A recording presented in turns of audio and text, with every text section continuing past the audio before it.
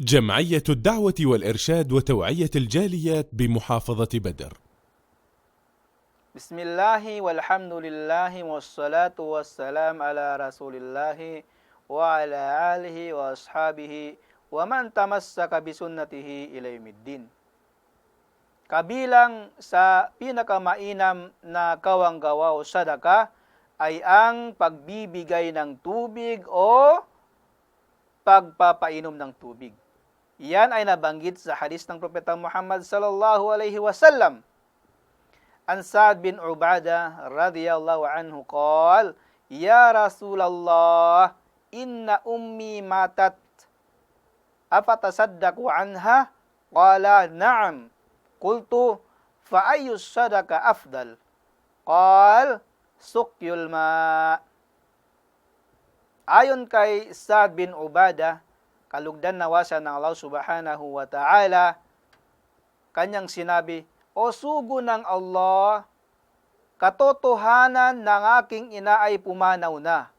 Maaari bang akong magbigay ng kawang gawa para sa kanya?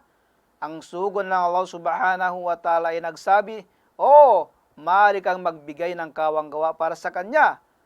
Kanyang sinabi, ano ang pinakamainam na kawang gawa? Ang sugo ng Allah subhanahu wa ta'ala ay nagsabi, sukyul ma, ang pagbibigay ng tubig o pagpapainom ng tubig. Kaya mga mahal na kapatid sa pananampalatayang Islam, kung nais mong magbigay ng kawang gawa sa pamamagitan ng pagbigay ng tubig, ay maaari mong gawin ang paghuhukay ng balon sa mga bayan o mga area na kung saan sila ay nangangailangan ng tubig. Maaring ito ay kinakailangan nila o nangangailangan sila sa kanilang pang-araw-araw na pangangailangan, sa kanilang pagluto, sa kanilang paghugas at iba pa.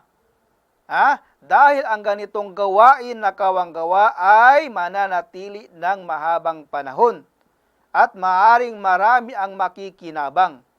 Kaya mga mahal na kapatid sa pananampalatayang Islam, kung nais mong magbigay ng kawanggawa sa iyong mga pumanaw na kamag-anak, ito ang pinakamainam na gawain ay ang magbigay ng tubig.